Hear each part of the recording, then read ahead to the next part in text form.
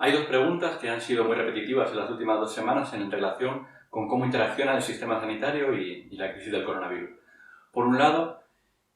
la primera pregunta sería saber si con un sistema sanitario que no hubiera sufrido recortes presupuestarios en los últimos 10 años habríamos sido capaces de no tener que pasar por esta crisis del coronavirus. Y por otro lado, cuáles son las medidas que hay que tomar a futuro, no solamente para prepararnos ante una situación similar, sino también para fortalecer nuestro sistema sanitario para los momentos habituales.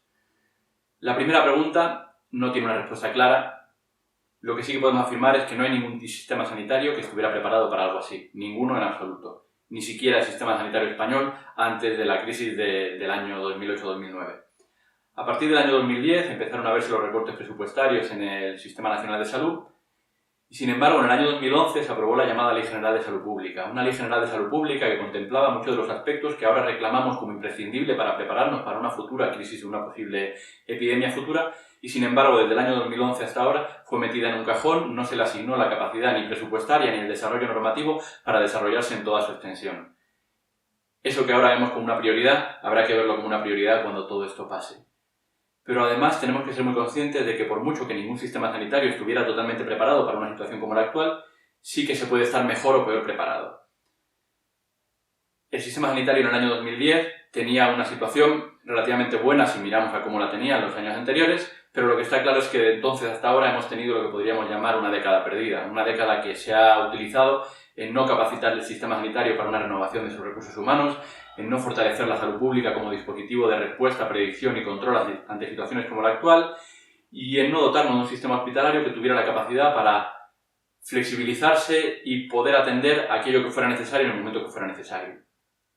Ante esta situación, a lo mejor lo que sí que tenemos que hacer es abandonar el discurso de los recortes, porque los recortes lo que hacen es mostrarnos la evolución presupuestaria en un periodo concreto, una evolución presupuestaria de disminución, y tendríamos que hablar más de una financiación adecuada. La última década ha sido la década perdida, una década de infrafinanciación y sobre todo una década de mala financiación y de mala gestión del sistema sanitario. Y eso a partir de ahora hay que cambiarlo. En relación a la segunda pregunta, ¿qué tenemos que hacer ahora? Creo que hay 3 aspectos fundamentales. El primero,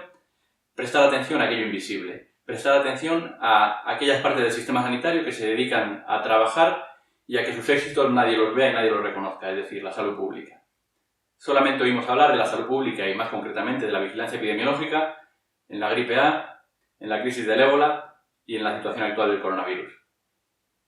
Sin embargo, esos sistemas son justo los que hay que fortalecer no en esas situaciones de crisis, sino en los momentos en los que no hay crisis, para tener una mejor capacidad para dar respuesta. Por otro lado, otro de los aspectos fundamentales es el de reforzar aquello que ahora mismo es, pero siempre va a seguir siendo, el principal problema de salud dentro de nuestro sistema sanitario, es decir, las patologías crónicas, pero especialmente dentro de las personas más vulnerables. Hemos visto las situaciones de las residencias de mayores en estos días, también las de las residencias de personas discapacitadas. Ahí tiene que llegar el sistema sanitario, ahí tiene que engarzar lo social y lo sanitario, y un protagonista principal tiene que ser la atención primaria. No puede ser que sea más probable y que sea más fácil para una persona mayor a día de hoy enferma por la infección por coronavirus ser atendido en un hospital de campaña que ser atendido en su domicilio por parte de las personas que tienen una mayor capacidad para atenderla cerca de ellos, en contacto con la comunidad, como son los profesionales de atención primaria. Eso tiene que ser, y en algunas comunidades está siendo, un protagonista fundamental de la situación actual y de la situación futura. Y por último, ¿qué hacer con los hospitales? Está claro que no podemos tener un sistema sanitario de pandemia en una época fuera de la pandemia, pero sin embargo sí que podemos preparar nuestro sistema sanitario para ser flexible y dar respuesta a aquellas situaciones inesperadas que ocurran cuando ocurran. Para ello tenemos que estar preparados.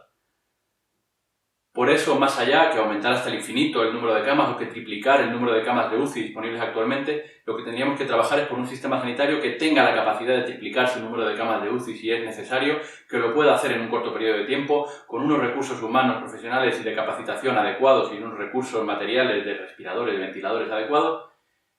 pero que no lo haga a lomos de la improvisación, que lo haga a lomos de la planificación. Tenemos que tener un sistema sanitario que se flexibilice y que tenga capacidad para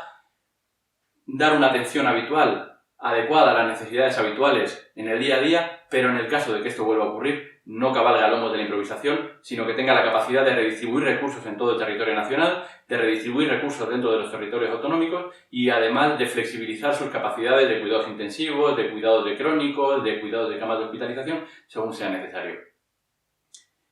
el sistema sanitario después de la crisis será un sistema sanitario diferente al sistema sanitario previo a la crisis del coronavirus. Lo que falta por decidir es si seremos capaces de darle la vuelta hacia donde más convenga a la sociedad en su conjunto.